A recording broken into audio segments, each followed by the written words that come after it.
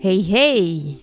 Allez, si vous écoutez la matrescence, c'est que vous êtes prêt ou prête à entrer dans le monde de la parentalité ou bien que vous êtes déjà dans le cœur de ce tumulte bouillonnant, merveilleux, mais éreintant. La matrescence, pour faire court, c'est la contraction des mots maternité et adolescence pour expliquer la naissance d'une mère sur le plan psychologique, physiologique, neurologique et sociétal. On explore le changement d'identité qui s'opère chez nous les parents, parce que la matrescence, ça existe aussi. Je m'appelle Clémentine Sarlat et avant de devenir chef d'entreprise presque par accident et podcasteuse à presque plein temps, j'ai été pendant 7 ans journaliste sport à la télé. Donc vous m'avez peut-être déjà aperçu dans votre télé quand je parlais de rugby ou de tennis. En juillet 2018, j'ai quitté mon CDI et ma vie parisienne après l'arrivée de ma première fille en n'ayant aucune idée de ce qui m'attendait. 3 enfants rapprochés plus tard, ce podcast La Matrescence se développe pour vous accompagner, vous faire rire, vous faire pleurer un peu, mais surtout pour vous faire découvrir de nouveaux horizons en tant que parent. Abonnez-vous sur votre plateforme d'écoute, c'est le meilleur moyen de donner de la visibilité à ce podcast. Mille merci, let's go! J'ai longtemps hésité avant de parler de ce thème, de l'aborder dans le podcast. Ça faisait partie de ma liste depuis un long moment, de parler de ce thème, donc de la thérapie pour les enfants, parce que je voulais forcément protéger la vie privée de mes enfants. Je voulais pouvoir respecter leur intimité et choisir de révéler que ce qui est important pour cet épisode. Mais je sais aussi à quel point ce sujet reste tabou et parfois limité à une poignée de personnes privilégiées qui peuvent se permettre d'avoir le temps et les moyens financiers d'emmener leurs enfants en thérapie. Donc, j'avais envie qu'ensemble, on puisse un petit peu détricoter tout ce qui se joue autour de la thérapie pour les enfants. Je vous le disais, ça peut être réservé à des personnes privilégiées, déjà juste par rapport au temps, parce que ça prend énormément de temps. Ça draine psychiquement d'emmener ses enfants en thérapie et de les écouter parler de leur trauma avec un petit T ou un grand T. Mais ça a aussi un coût financier. Alors même si en France, notre système, je le dis, n'est pas parfait, il nous permet quand même de pouvoir bénéficier de séances gratuites. Vous avez par exemple un dispositif appelé Psy Enfant Ado pour les 3-10 ans avec jusqu'à 10 séances remboursées. Vous devez juste être adressé par un médecin pour pouvoir en bénéficier. Vous avez également des psychiatres qui sont des médecins et donc remboursés. Je sais parfois il y a des dépassements d'honoraires, mais c'est une piste en tout cas à explorer. Je vous ai mis d'ailleurs une ressource complète de la CPAM pour vous aiguiller en fonction des problématiques de vos enfants et aussi pour pouvoir consulter en fonction de vos besoins par rapport à vos moyens financiers. C'est dans les liens de l'épisode. Si on revient au cœur du sujet, j'avais envie de vous raconter à quoi peut servir un suivi psy avec vos enfants, à quoi ressemble une séance à laquelle j'ai assisté et pourquoi ça a eu un immense bénéfice sur la vie de nos enfants. Donc voilà, il y aura 3 parties, c'est pas un épisode très long. Comme je vous disais, je vais faire attention de ne pas rentrer trop en détail dans la vie de mes enfants. Alors la première question, c'est pourquoi aller consulter un ou une professionnelle de santé mentale pour nos enfants? Est-ce que vraiment c'est utile? Alors déjà, la réponse, elle est très claire pour moi. Oui, c'est utile et c'est même essentiel quand vous faites face à des difficultés et vous ne trouvez plus de solution. Je vous donne mon exemple. Il y a 1 an et demi, j'ai emmené mes 2 aînés consulter parce que, peut-être que vous le savez ou non, on traversait une période familiale très, très compliquée. Et à l'époque, elles avaient 5 ans et demi et 2 ans et demi. C'est donc petit. Ma fille de 2 ans et demi, elle était quasi verbale, elle parlait, mais c'était pas encore non plus ce qu'elle peut produire en termes de langage aujourd'hui à 3 ans et demi et donc presque 4 ans. Pour nous, l'objectif, c'était de leur offrir un espace où elles puissent être écoutées, un espace où on allait prendre soin d'elles pour les apaiser. Alors sans trop rentrer vraiment dans les détails, on avait plusieurs problématiques qui sont au final assez communes à plein de familles. Le sommeil, je pense, problématique numéro 1 pour plein de parents. Les crises incessantes qui sont très difficiles à gérer et à supporter, pour nous parents, mais aussi pour nos enfants, et l'hypervigilance de certaines de mes filles. Vite fait, l'hypervigilance que je vous explique, c'est des enfants qui vont sursauter à n'importe quel bruit, qui vont être en permanence activés, à regarder autour d'eux, à analyser leur environnement. Si vous avez été en hypervigilance maternelle, comme moi je l'étais, vous pouvez tout à fait comprendre ce que c'est l'hypervigilance et à quel point c'est désagréable de vivre de cette manière-là. pour la simple raison que ça génère de l'anxiété et on n'arrive jamais à se reposer. Donc voilà, ça c'était les 3 problématiques qu'il y avait chez nous pour nos filles. Hem Et c'est pour ça donc qu'on a été, consulter, cette psychologue. Donc c'était nos motifs, mais ça peut être n'importe quel motif. C'est vous vraiment qui pouvez savoir, si vos enfants ont besoin ou non d'aller, voir, une psychologue ou un ou une thérapeute. Parfois juste d'aller faire un check-up. Est-ce que tout va bien? Est-ce qu'il y a des choses à décoincer? Ça vaut le coup aussi, même si vous avez la sensation qu'il y a pas, eu un événement particulièrement difficile, à vivre pour vos enfants. Donc une fois que je vous ai raconté ça, j'aimerais vous expliquer à quoi ont ressemblé les séances qu'elles ont faites et qu'elles font encore parfois d'ailleurs, en fonction de leurs âges. Donc, à quoi ça ressemble une séance? Déjà, la première chose, c'est qu'elles ont débuté, mes 2 grandes, même si elle était pas très grande ma deuxième, mes 2 aînées, elles ont débuté la séance ensemble. Elles ont voulu y aller entre sœurs. La psychologue qui les suit, ben, c'était la mienne, pour la simple raison qu'elle connaissait déjà notre histoire et donc elle pouvait plus facilement aller chercher les éléments problématiques avec elle et surtout parce que, ben, moi, je lui fais entièrement confiance et que je sais qu'elle avait la formation adéquate pour leur prise en charge et la prise en charge de leur trauma. Alors, on était donc pour cette première séance, les 3 ensemble pour évaluer la situation. On a beaucoup parlé de ce qui s'était passé récemment dans leur vie, de pourquoi on était là aujourd'hui, à quoi ça servait. Elle s'est présentée évidemment et puis au bout de 30 minutes, où certaines de mes filles ont joué, d'autres étaient, prostrées dans mes bras. Enfin voilà, c'est chacune réagit comme, elle est capable de faire avec, ses clés au moment à l'instant T. Donc au bout de 30 minutes, je suis sortie avec ma deuxième pour laisser ma grande seule, avec son accord évidemment, pour pouvoir parler sans crainte de me blesser de ce qu'elle ressentait. C'est très important de comprendre ça en tant que parent, que nos enfants, quand ils sont en séance, par exemple, un peu familiale, ils ont beaucoup de mal à dire les choses réellement parce qu'ils ont conscience que ça peut avoir un impact sur nous et ils veulent nous protéger. C'est fou parce que c'est nous, c'est notre rôle à nous, les parents, de les protéger eux. Mais pour certains enfants, c'est très imprégné en eux, c'est très fort ce rôle protecteur et donc pour pouvoir lâcher prise et être eux-mêmes, bah, ils ont besoin d'être seuls sans nous. Alors ma fille, elle avait 5 ans et demi, c'était franchement facile pour elle de le faire. C'était pas difficile, mais il y a des enfants qui ne peuvent pas, être séparés de leurs parents dans une séance de psy. Il y a aucun souci avec ça. C'est vraiment avec le consentement de l'enfant qu'on le fait, avec ses capacités sur le moment présent et parfois justement, c'est un élément à travailler de faire accepter à l'enfant la séparation avec le parent pendant, un temps donné. À la fin de la séance, on est revenus avec ma deuxième. Déjà pour ma deuxième, ça avait duré donc un gros quart d'heure où elle était, c'était assez intense donc ça lui suffisait. La psy m'a fait une restitution de ce qu'elle avait compris de ce qui s'était passé de toute la séance, pour m'expliquer ce qu'elle voyait comme problématique et là où il fallait travailler. Mais elle ne m'a pas parlé de ce que ma grande lui avait confié parce qu'elle a voulu, et elle a eu tout à fait raison et c'est normal, garder le lien de confiance avec elle pour qu'elle puisse, pouvoir venir à nouveau et déposer ce qui la pesait sans, avoir peur que, ce soit répété à maman. Pour la deuxième fois, la deuxième séance, on y est retourné. Donc ça dure 45 minutes une séance, mais c'est intense pour des enfants. Et des enfants, c'est beaucoup trop long, 45 minutes, d'autres ça va. Donc on adapte en fait, la psy, elle est forcément, formée pour ça, donc elle fait très attention. Donc pour la deuxième fois, bah, je suis restée seulement quelques minutes et mes 2 filles sont restées avec elle, seules. Puis ensuite chacune leur tour. En fait, elles étaient plus à l'aise au début à être ensemble, enfin surtout ma deuxième parce qu'elle était petite et donc d'avoir sa grande sœur, ça l'a rassurée. Elles ont fait chacune ensemble, après chacune de leur côté, mais de manière, plus restreinte et donc à chaque fin de séance, la psy me fait un résumé de ce qui peut être dit, de ce que sont OK, de ce que mes filles acceptent de dire, de révéler. Puis surtout, elle m'a raconté un peu les jeux qui avaient été faits et ce qu'elle avait capté de ce qui se jouait, pendant ces temps de jeu-là. C'est qu'à la 3e séance qu'on a vraiment tout individualisé, c'est-à-dire que je suis plus venue avec les 2, je suis vraiment venue avec une seule, puis une autre. Je vais être très honnête avec vous, pendant toute cette période, ma priorité, c'était qu'elles aillent mieux et donc je passais beaucoup de temps à aller chez la psy, chaque semaine, à les amener, à les ramener. Je travaillais pas énormément à ce moment-là, faut être très clair. C'est pour ça que je dis que c'est quelque chose c'est pour les personnes privilégiées dans leur temps, dans leur gestion du temps. Je pouvais me permettre de faire ça. Même si ça m'a impacté dans mon travail, je trouvais que c'était beaucoup plus important de soigner leur trauma à ce moment-là et de faire en sorte qu'elles aillent mieux pour le long terme et donc de prendre ce temps-là, plutôt que de laisser couler et de laisser s'envenimer, la situation.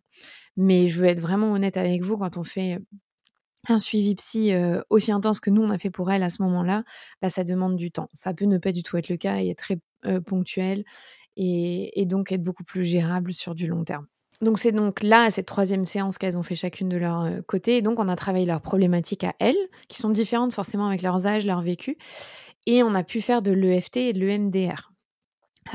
Si vous voulez encore une fois écouter cet épisode génial avec Noémie Benamou, qui est psychologue, où elle parle de ce que c'est le MDR pour traiter des traumas avec un grand T et un petit t. Mais en tout cas, on peut le faire avec des enfants. On a plein de variantes. On peut faire de l'EFT. Enfin voilà, on peut faire du tapping. On peut faire plein de choses pour décoincer ces traumatismes qui sont restés imprégnés dans leur corps. Ça passe vraiment beaucoup par le corps. J'ai trouvé la thérapie avec les enfants, mais encore une fois, je vous donne que mon exemple de ce que j'ai fait avec ma psy. Donc, je pourrais pas dire que c'est partout pareil du tout, mais au moins, je vous emmène à l'intérieur d'une séance pour que vous puissiez comprendre. Donc, je vous raconte comment on gère ce type de séance. Moi, personnellement, à chaque fois, j'ai souvent mon enfant sur les genoux et la psychologue demande à mon enfant si elle est OK pour qu'on raconte un moment qui a été difficile dans sa vie. Et si ma fille accepte que ma psy lui touche soit les genoux, soit les pieds pour faire du tapping. Parfois, elle met une musique. Alors, c'est pas une musique, un son qui va vous faire bip, bip, bip, qui est un son qui va venir déloger les traumas dans le cerveau, qui aide en tout cas l'enfant à processer ce dont on est en train de parler, et même le parent parfois. Parce que parfois, les enfants n'ont pas envie d'être touchés, et c'est tout à fait OK. Donc, on passe par cette option-là, d'avoir ce bip, bip, bip qui les aide. Une fois que le consentement est acté, c'est vraiment important, mais bon, je pense que ça, vous vous en doutez. On peut commencer à raconter les moments difficiles ou les moments de difficulté qu'elles ont traversés et accueillir leurs réactions physiques. Et moi, là où j'ai été le plus surprise, vraiment, c'est pour ma fille de 1 an. Parce que quelques temps après, on l'a également emmenée. On a attendu qu'elle ait 1 an au final et qu'on soit sorti de la période très difficile de notre situation familiale. Et on lui a raconté déjà beaucoup plus de choses depuis qu'elle est née. On lui a raconté sa naissance, on lui a aussi raconté l'hospitalisation qu'elle avait vécue. Donc là, on était vraiment sur une séance où elle était sur mes genoux, dans mes bras, et la psy était face à elle. Et on a raconté cette hospitalisation qui avait duré 15 jours, quasiment 1 an auparavant, suite à une bronchiolite. Elle avait 4 mois à cette époque-là. Et franchement, j'ai été bluffée par cette séance. Et déjà, il faut comprendre un truc, c'est que ma dernière fille, la première séance où elle avait rendez-vous, elle s'était endormie dans le cosy et elle s'est pas réveillée pour la séance. Heureusement, j'avais pris ma 2e avec moi, donc on a fait la séance pour ma 2e. Mais ma psy m'avait dit, c'est comme si elle avait voulu juste venir voir ce que c'était et elle s'est réveillée au moment où on a arrêté la séance avec sa grande sœur. Pour dire: «OK, est-ce que je suis d'accord ou pas? Est-ce que ça a l'air OK là où elle m'emmène ma mère? Mais je veux voir avant et après j'irai». Et donc pour cette 2e séance, du coup, c'était la 2e au final. Incroyable. Enfin, en tant que parent, à vivre, c'est extrêmement impressionnant.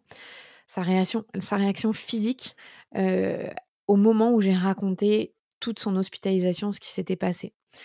Moi, quand j'ai tout raconté, donc je vous le dis, elle était dans mes bras et au fur et à mesure, je la sentais s'enfoncer dans mon corps, être hyper lourde et d'un coup, elle s'est mise à transpirer. Mais quand je vous dis transpirer, c'est que toute sa tête est devenue trempée. Comme si on lui avait vraiment jeté un seau d'eau dans les cheveux. Et en même temps que moi, je raconte donc ce qui s'est passé, de ce que je me souviens d'ailleurs, des moments difficiles qu'elle avait pu vivre et ce qu'elle avait pu ressentir parce que je mets des mots sur des sensations physiques et des protocoles médicaux qui sont assez invasifs, surtout sur une bronchiolite, hein. Je vous fais pas de dessin, mais on insère des sondes, elle était sous oxygène, elle se nourrissait plus au sein. Enfin vraiment, elle a vécu une bronchiolite hardcore, donc c'est assez violent pour des enfants. Donc moi, je raconte ça et avec une voix très douce, la psy, elle observe ses réactions corporelles et elle commente. Donc elle lui explique: «Bah là, je vois que c'est difficile. Ah oui, là, tu te tords dans tous les sens, c'est en train de sortir». Vraiment, elle l'accompagne dans ses sensations physiques, parce qu'elle a une meilleure vision de ce qui se passe déjà et puis bon, évidemment, elle est formée, donc elle sait, elle comprend. Et je dis: «Il faut vraiment le vivre pour comprendre, hein, l'impact physique chez les enfants qui n'ont pas encore la parole de ce type de séance». C'était mais extrêmement impressionnant. La 3e séance qu'on a fait, par exemple, ma fille, au bout de 10 minutes, elle s'est endormie hyper profondément parce qu'on a reparlé de cet événement-là, mais de manière on sentait qu'elle était plus activée, qu'elle bougeait plus dans tous les sens, il y avait pas de transpiration Et la psy l'accompagnait en disant: «Tu peux te détendre, tu es en sécurité, c'est très important pour toi qu'on te raconte ça, ça te fait du bien. Maintenant, c'est plus un événement qui va être traumatisant» et vraiment cet apaisement dans mes bras et elle s'est endormie, mais c'était beau à voir, hein, elle avait plus d'1 an, donc ça faisait longtemps qu'elle s'endormait plus dans mes bras de cette manière-là.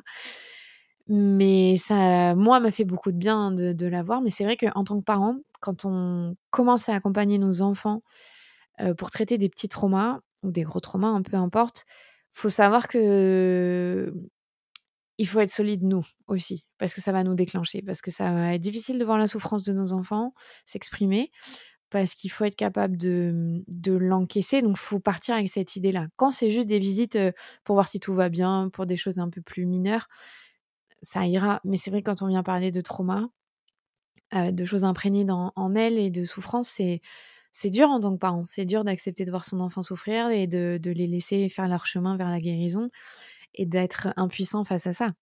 Donc voilà, je vous préviens juste parce que ça peut être impressionnant, parfois. Alors pendant les séances, comment ça se passe aussi pour les enfants? Beh, soit ils peuvent s'exprimer via le jeu, vous le savez, les enfants adorent jouer, par le dessin aussi. Moi, je me souviens en thérapie quand j'avais 12 ans, je dessinais beaucoup, par des mises en situation, avec, des livres adaptés ou des jeux de poupées.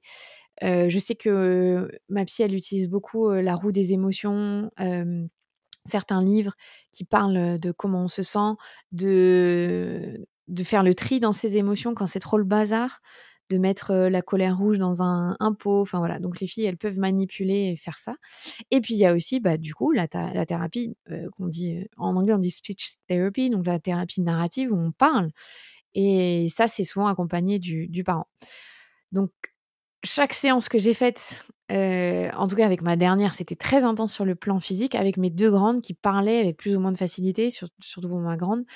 Ben, là, c'était différent. On a vraiment pu délier des grosses tensions au fur et à mesure et j'ai pu les écouter ou en tout cas, j'ai pu entendre la psy raconter des choses, que mes filles validaient ou non et c'est très marrant, vous verrez si vous les essayez, vous avez déjà essayé en fonction du caractère de vos enfants.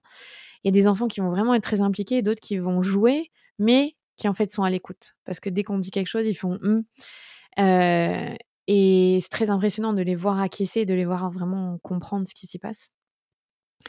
Donc moi vraiment ça m'a bluffé les séances. Heu et donc j'ai envie de vous parler de ce que sont les bénéfices à emmener nos enfants à suivre une thérapie sur plusieurs semaines. Quand ils viennent de vivre un moment traumatisant, vraiment faut pas hésiter, que ce soit, bah, une hospitalisation comme mes filles ont vécu, la perte d'un être cher, une séparation, un accident ou simplement ou malheureusement des violences. Ben, à quoi ça sert? Est-ce qu'il y a des bénéfices? Oui, clairement, oui. N'hésitez pas à y aller.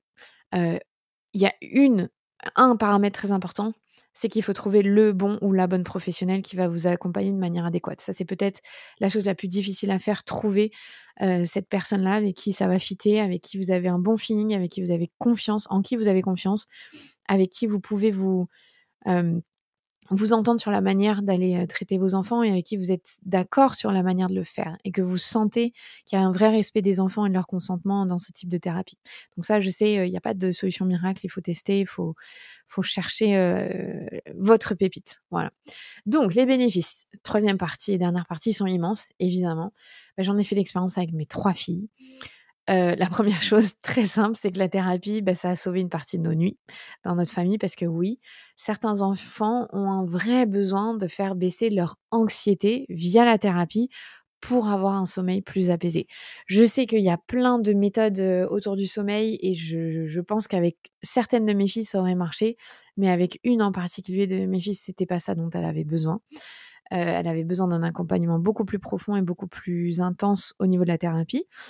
Et donc, on est quand même passé de un réveil toutes les 30 minutes en hurlant, quand on parle d'hypervigilance, c'est ça, hein, à un réveil max par nuit, voire parfois pas, alléluia, et quasiment plus jamais sans hurler. Enfin, il y a plus de hurlements la nuit et vraiment juste du, maman ou papa, et ça franchement ça va, ça se gère, enfin franchement on revient de tellement loin que c'est OK. Mais nous, il a fallu passer par la thérapie pour avoir cet apaisement-là.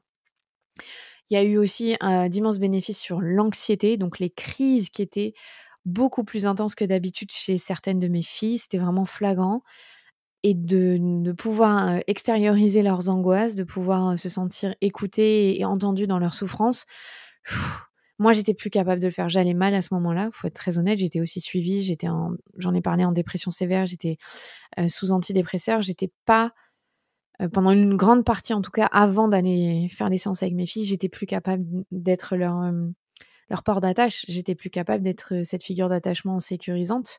J'en avais tout à fait conscience et au moment où j'ai été capable d'aller en thérapie avec elle, c'est que j'avais déjà fait ce chemin et que j'allais mieux. Donc je pouvais commencer, comme je vous le disais tout à l'heure, à encaisser ce qu'elle me disait, à être sur la même longueur d'onde avec elle et qu'elles puissent déposer leur souffrance, face à moi sans que ça me mette,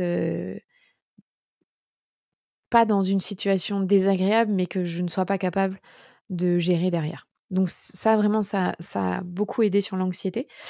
Il y a une de nos filles qui se rongeait les ongles et pendant tout le temps de la thérapie, elle a complètement arrêté. Alors je vous dis pas c'est miraculeux parce qu'elle le refait de temps en temps et elle a une grande tendance à le faire, mais elle, c'est sa façon d'extérioriser son angoisse. Il y a plein d'adultes qui se rongent les ongles, c'est lié à comment on extériorise ce qu'on ressent. Mais en tout cas, on est vigilant de nous quand on la voit qu'elle est dans des phases où elle ronge ses ongles énormément, là, on est beaucoup plus attentif, on sait qu'il y a une angoisse qui vient. Ça peut venir de l'école, ça peut venir de peu importe, du monde extérieur, mais pas forcément du tout maintenant de notre situation familiale, mais ça veut dire qu'elle est en souffrance, donc on est beaucoup plus vigilant à ça et on va refaire une séance pour aller, apaiser ce moment-là. La thérapie, ça m'a permis aussi de réaliser quelque chose d'important, de voir que certains événements de la jeune vie de mes enfants avaient été en fait vécus de manière vachement brutale et sans que je m'en rende compte. Je parle notamment de l'hospitalisation. Je pense que moi-même, j'ai fait de la dissociation parce que j'avais 2 enfants hospitalisés à ce moment-là et que c'était trop difficile, donc j'étais, hyper forte, et ça me touchait pas vraiment, en fait. J'ai pas eu de souffrance liée à cette hospitalisation et donc qu'est-ce que j'ai fait? J'ai nié le fait que ça avait pu avoir un impact sur mes enfants. Donc ça m'a vraiment, marquée de me dire: «Ah ouais, en fait, en fait, elles ont souffert à ce moment-là». Parce que je m'étais pas autorisée moi à ressentir cette souffrance. La thérapie, ça m'a aussi pour moi, en tant que parent, la thérapie de mes enfants, ça m'a permis de mieux comprendre leur fonctionnement à elles, de mieux appréhender leurs particularités. Parce que si vous avez plusieurs enfants, vous le savez, ils n'ont pas tous le même mode d'emploi, ils ne fonctionnent pas du tout de la même manière, ils sont des êtres uniques. Et il y a des enfants avec qui c'est facile et d'autres, c'est beaucoup plus complexe de trouver leur mode d'emploi. Et donc ça m'a donné beaucoup de pistes parce que j'étais face à une professionnelle de la santé mentale qui a évidemment le bagage et la formation pour m'aiguiller, m'orienter, me dire: voilà, vos enfants cet enfant quand elle réagit comme ça, c'est ci, ça». Et donc d'adapter mes réactions, elle a besoin plus de ça, elle a besoin plus de ça. Franchement, c'était précieux d'avoir ces retours-là. Ça m'a permis de moins culpabiliser dans mes choix en tant que mère, d'être sûre que, les traumatismes qu'elles avaient vécus à leur échelle, ça allait pas rester coincé dans leur corps et je l'ai vu de mes propres yeux que ça déliait et que ça aidait. Donc il y a cet aspect-là aussi bénéfique auquel on pense pas forcément, c'est que ça va nous aider nous, parents. Ma psy, elle rigole souvent qu'elle dit: souvent quand je traite les enfants, en fait, je traite évidemment aussi les parents, surtout les plus réfractaires. Heu il y a encore un gros tabou et un gros frein, autour de la santé mentale des hommes et elle m'explique qu'elle, dans sa pratique, elle voit beaucoup plus d'hommes venir parce qu'ils sont pères et donc ils viennent traiter leur enfant et que du coup, ça déclenche chez eux l'envie peut-être d'aller, parler à un ou une thérapeute ou en tout cas d'aller, chercher des choses parce que c'est pour leur enfant, déjà de base. Donc c'est aussi un angle d'approche de se dire la thérapie, ça va pas aider que nos enfants, ça va nous aider nous en tant que famille, et il y a des thérapies, familiales. On en parle d'ailleurs dans un épisode à venir, de la thérapie familiale avec une spécialiste en France de ça, donc c'est passionnant. Mais n'hésitez pas aussi, si ça vous dit, à aller faire une thérapie familiale. On le fait avec des enfants qui parlent. On peut pas le faire avec des tout petits, donc la thérapie familiale, faut avoir un certain âge. Mais en tout cas, sinon les amener vous, de manière, solo, même s'ils ont moins de 3 ans, allez-y, je suis la preuve que ça fonctionne sur des tout petits. Donc là, on est 1 an et demi plus tard. Il y a qu'une seule de mes filles qui continue un peu plus régulièrement à y aller, mais ça n'a rien à voir avec avant. On n'y va pas toutes les semaines, on y va peut-être 1 fois par mois encore et encore. Mais j'ai une de mes filles qui peut être très vite réactivée, donc on est vigilant. En tout cas, à chaque fois que je sens qu'il y a des blocages pour une ou l'autre, comme je vous disais, se ronger les ongles ou une autre de mes filles, ça passe par, elle arrête de manger ou elle mange moins, je fais attention et je reprends un rendez-vous. Donc j'ai beaucoup plus de capacité à comprendre ce que sont les signes, auxquels il faut être vigilant pour pouvoir les accompagner et débloquer ce qui se passe en elles. Je sais que ce temps que j'ai pris pour elles, c'est un cadeau en fait, que je nous ai fait à nous pour le long terme, pour que dans 15 ans, il y ait pas à traiter des choses très anciennes. Et puis il faut le dire, la thérapie cognitive ou les thérapies en EMDR ou EFT marchent vachement bien chez les enfants parce que leur cerveau il est plus malléable et que c'est pas ancré depuis des dizaines d'années en fait, le trauma. Donc vraiment, n'hésitez pas à prendre ce temps-là et à y aller parce que ça va débloquer des situations beaucoup plus rapidement que s'il fallait aller consulter plus tard dans la vie de jeunes adultes. Voilà. Il y a aussi quelque chose de très important, c'est que mes filles, elles ont confiance en nos psys. Donc c'est pour ça qu'elles sont hyper OK d'y retourner de manière plus régulière. Elle m'en parle souvent d'ailleurs. On l'appelle docteur et je ne dirai pas son prénom, mais voilà.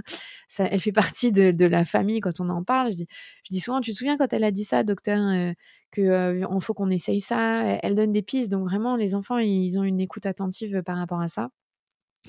Elles savent aussi que cette personne-là, cette psychologue, m'aide moi à aller mieux et que c'est pas leur rôle à elles, en tant que petite fille, de prendre soin de moi. C'est quelque chose que je n'avais pas du tout réalisé et que ma psy a dit en thérapie devant elles.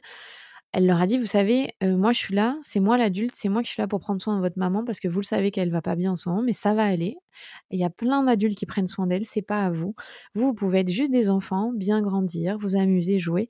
Et je pense que ça a été très important pour mes filles d'entendre ça et de se sortir de ce rôle d'anxiété, d'hypervigilance, d'être sûre que leur maman allait bien. Bref, vous l'avez compris.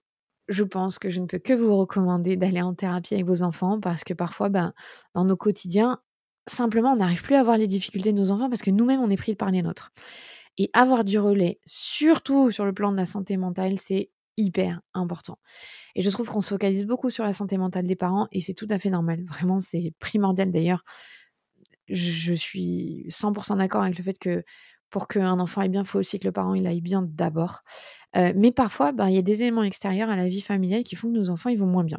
Ça peut être le harcèlement scolaire aussi, ça peut être des difficultés familiales, la maladie, bref, des choses qui viennent s'insérer dans nos quotidiens qui doivent pas être pris à la légère en fait. Et je suis contente d'évoluer dans une ère où ça devient de moins en moins tabou, où prendre au sérieux les difficultés de nos enfants, c'est pas un truc